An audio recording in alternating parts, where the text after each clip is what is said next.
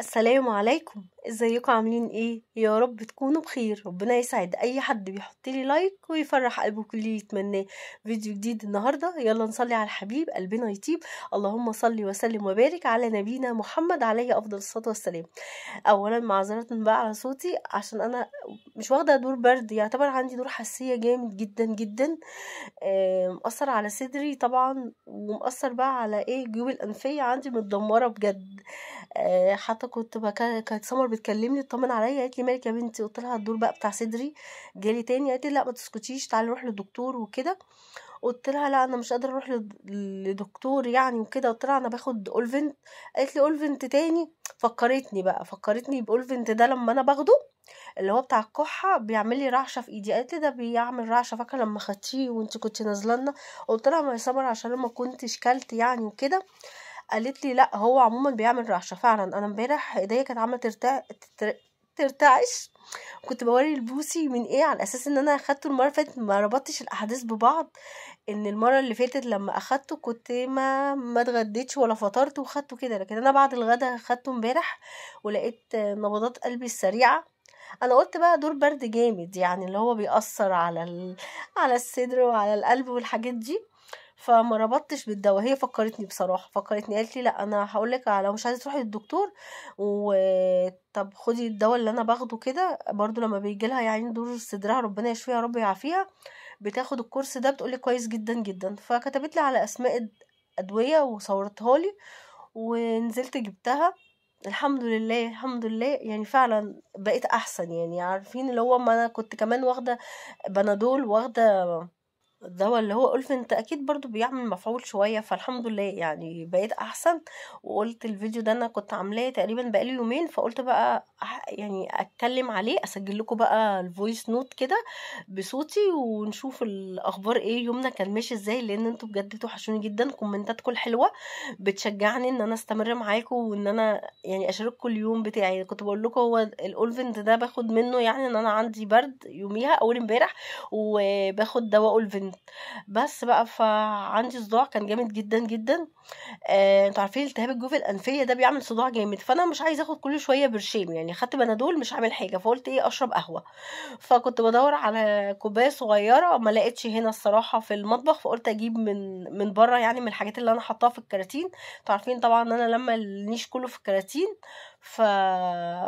فلقيت الحمد لله كوبايه صغيره. عايزه اقول لكم بعد ما عملت القهوه برضو لقيتها معرفش تقيله جدا، وبدأت تشرقني، مع اني والله على نار هادية خالص ما كنتش عايزة اشرب نسكافيه.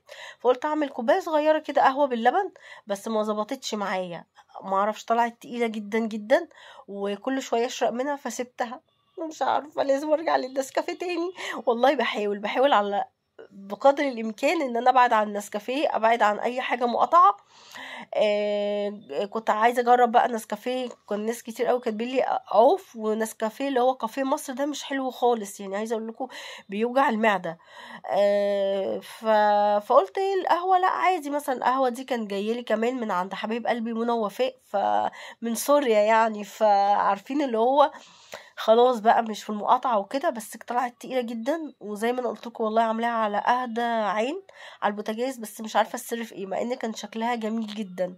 بص انا حطيتها بلبن بس تقريبا إيه كانت تقيلة. مش عارفة مع الدور اللي انا واخداه ما قدرتش ان انا استحملها، ما اعرفش ايه اللي حصل. المهم زي ما احنا بنتكلم كده على المقاطعة، وبنتكلم ان انتوا دايما بتنصحوني ان احنا نجيب حاجات مش في المقاطعة، وكمان نشجع المنتج المصري.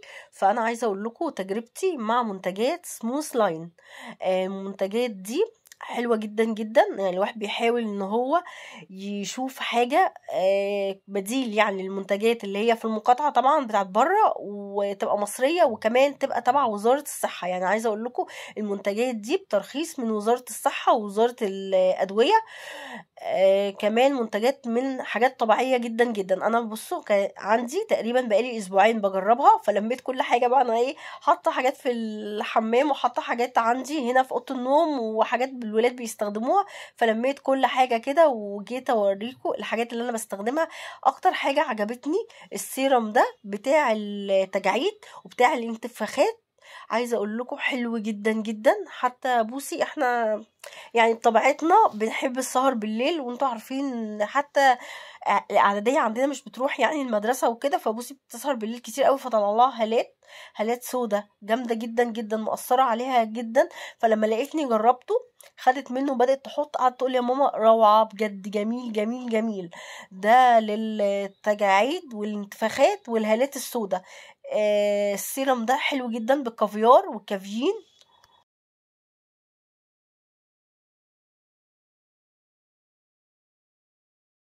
وكمان حمض الهيلونيك، فعايزه اقول لكم حلو جدا جدا. اهو بيتحط كده تحت العين على طول وقتيا، بيزيل اي سواد تحت العين. فبصراحة انا جربته، ده حلو جدا جدا. يعني اكتر حاجة عجبتني بالنسبة لي هو ده السيرم بتاع الانتفاخات وبتاع التجاعيد وبتاع الهالات. بجد يا بنات بنصحكم ان انتوا تجربوه، مش هتندموا بجد. يعني عارفين انا بقالي اسبوعين بستخدم المنتجات، وحاطه برضو من كريم تاني. يعني انا حطيته قدامكم وانا حاطه منه اصلا قبل ما اطلع يعني اصور معاكم الفيديو. كمان في كريم حلو قوي تفتيح الوجه واي مناطق في الجسم، حلو قوي برضو. ده برضو من خلاصة فيتامين سي والعرقسوس وحبة البركة وفيتامين ه وكولاجيك وزيت بذرة القمح. عايزة اقول لكم مستخلص كمان من الشاي الاخضر. انتوا عارفين الشاي الاخضر اوقات كتير اول لما بنعمل شاي اخضر بناخد الشاي ذات نفسه، يعني الباكت نحطه في التلاجة ونعمل بيه كمادات، فبيبقى حلو جدا. احلى حاجة ان الحاجات دي طبيعية 100%، وكمان تحت اشراف وزارة الصحة. فبنصحكم بيه، يعني انا وشي فرق بيه جدا جدا وايدي. ده بيساعد على توحيد وبيعمل على تخفيف البقع الداكنة، وبيجدد مظهر البشرة، وكمان البشرة بتبقى ناعمة جدا جدا، وبيدي البشرة نعومة وحيوية. وعايزة انك ممكن تستخدميه بديل لكريم الاساس او الفونديشن، حلو قوي. وممكن كمان صن بلوك، يعني انا حاطه منه، حاسه ان هو مبيضني جدا جدا. هو مش تفتيح وقتي، لا مع الاستخدام بيفتح. يعني دي اكتر حاجات انا طبعا عشان بداوم على الاستمرار عليهم عجبوني جدا جدا. كمان لقيت عندهم لسيون لتساقط الشعر طبيعي برضو جدا. ده طبعا انتوا عارفين ان المنتجات دي بجربها بقالي اسبوعين، فمش قادرة احكم على اللسيون قوي، يعني ان هو طبعا عايز يستخدم على الاقل شهر. فانا بقول لكم بصراحة يعني هو كويس. يعني عارفين اللي هو مثلا ايه، تساقط الشعر قل بس مش زي ما انا عايزة، لان انا قلت لهم على الحاجات اللي هي طبعا انا عايزاها. فتساقط الشعر قل شوية بس مش بنسبة اللي هو يعني 100%، لا. بس عايزة اقول لكم برضو ان هو بيحتوي على البنسينول وفيتامين ب 12 وزيت الافوكاتو وزيت بذر الكتان وزيت اللوز والخروع. طبعا زي ما انا قلت لكم في ماده الكافيين وماده الكافيار، ده بيساعد على علاج جفاف الشعر، وان هو كمان بيعالج هيشان الشعر، واهم حاجه ان هو بيساعد على منع تساقط الشعر، وبيعطي لمعان وبريق. ده بتستخدميه بعد ما تاخدي حمام او على الشعر الناشف. طبعا كده بتدلكي بيه الجوانب او اي شعر تحسي او اي مناطق تحسي ان الشعر فيها خفيف يعني. ده انا بقول لكم الحاجات اللي جربتها يعني تدريجيا كده.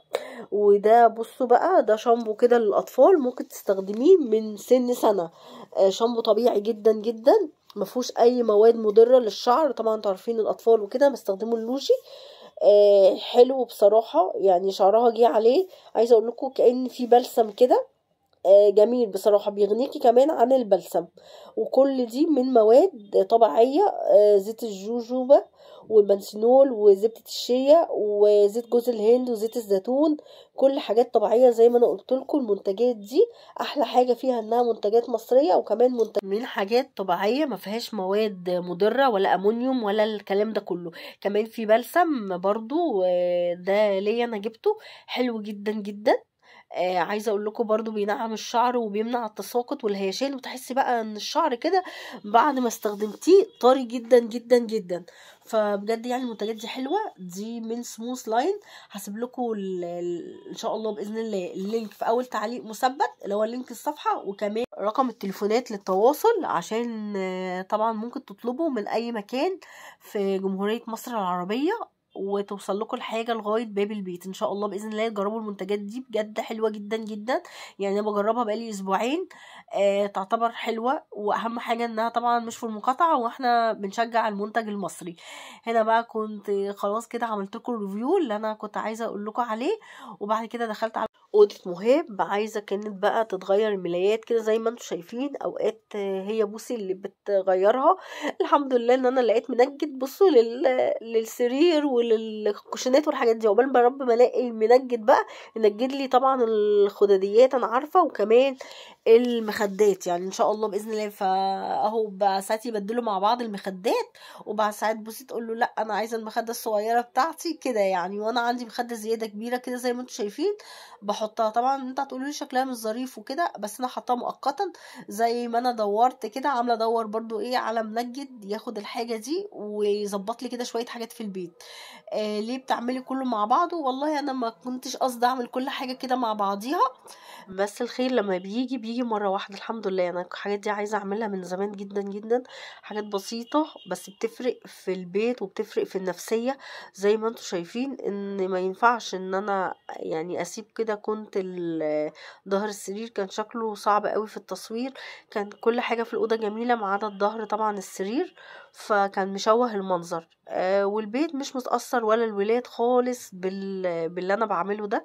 حتى انا ممكن انام عادي جنب الولاد، مفيش اي مشكلة. الحمد لله رب العالمين. السفرة زي ما انا بقول لكم يعني مش بنستخدمها.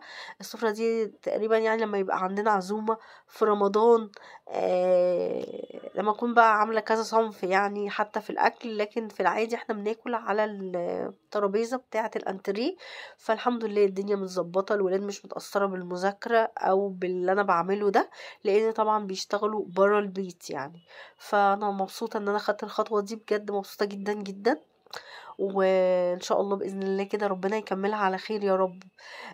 هنا كنت بقى فرشت ملايه جديده لمهاب وطلعنا اللحاف. عايزه اقول لكم الجو عند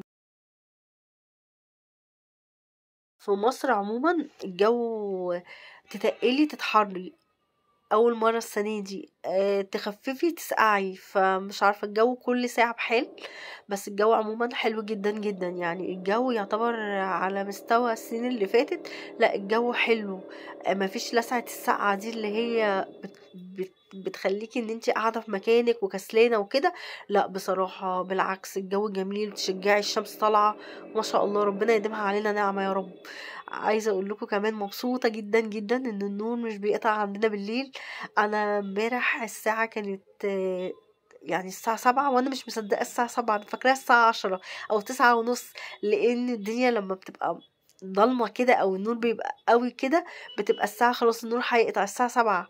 فبجد المفروض بقى بيقولوا ده كتبتولي امبارح في الكومنتات ده مؤقتا بس لغاية ما يظبطوا الامتحانات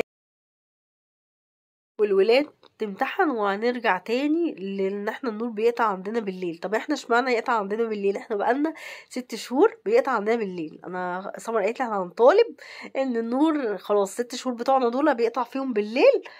خلاص ده خدنا كده ايه حصتنا. المفروض بقى 6 شهور يقطع عندنا في النهار، والناس اللي كانت بيقطع عندهم في النهار يقطع عندهم بالليل. يبقى كده العدل بجد. المفروض ما يرجعوش المواعيد تاني يعني. في فرق الصراحة. النهار برضو زي ما بيقولوا ليه عينين، صح ولا لأ؟ دي كده اسمة الحق. اكيد في ناس كتير جدا بيقطع عندهم بالليل، وفي ناس بيقطع عندهم كمان من 9 ل 11. هو من اول ما بيقطع من الساعة 6 بصراحة كده بيبقى الدنيا صعبة قوي. فالله المستعان. بجد مبسوطين جدا. وفي ناس بتكتب ان في يعني بتقول ان في رمضان النور مش هيقطع. اللهم بلغنا رمضان يا رب، لا فاقدين ولا مفقودين، اللهم امين يا رب العالمين.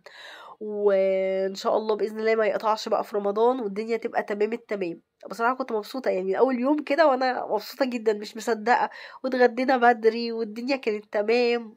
والنهارده عندي اكل، عارفين اللي هو الواحد متظبط على الاخر. على فكره انا بتكلم بالراحه في الفيديو عشان في واحده امبارح وقبل كده برضو حد كتب لي الكومنت: انت بتتكلمي بسرعه جدا جدا وكلامك ايه مش مفهوم. ممكن فعلا اكون بتكلم بسرعه لان الفيديو بيجري بسرعه، فانا النهارده مبطئه الفيديو علشان اعرف اتكلم معاكم بالراحه واخد ان انا اتكلم معاكم بالراحه كده. طبعا زي ما انا قلت لكم ان انا حسبت لكم اللينك بتاع شركة سموز لاين في اول تعليق مثبت كده. المنتجات بتاعتها حلوة جدا جدا، يا ريت تجربوا المنتجات دي بجد على ضمانتي، الحاجات اللي انا قلت لكم عليها. وان شاء الله يا رب الفيديو النهارده كده يكون عجبكم. انا خلاص كده خلصت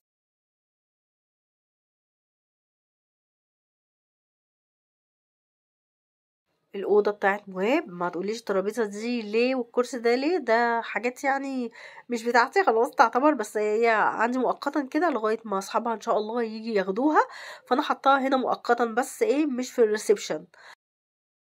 اخلص كده كنسل الاوضه بتاعت مهاب وبعد كده هنروح نلبس. الحمد لله عندنا اكل من امبارح، عندنا بقيه مكرونه بشاميل، وهروح اوصل بوسي درس. عايزه اقول لكم اليومين دول طبعا كل الولاد ربنا يا رب ينجحهم ويفرحنا بيهم، اللهم امين يا رب العالمين، ويجعل تعبنا احنا مش تعبهم هم، وتعبهم برضو اللي بيتعب مجهودهم يا رب بالخير يا رب كده ان شاء الله باذن الله ربنا يوفقهم وينجحهم.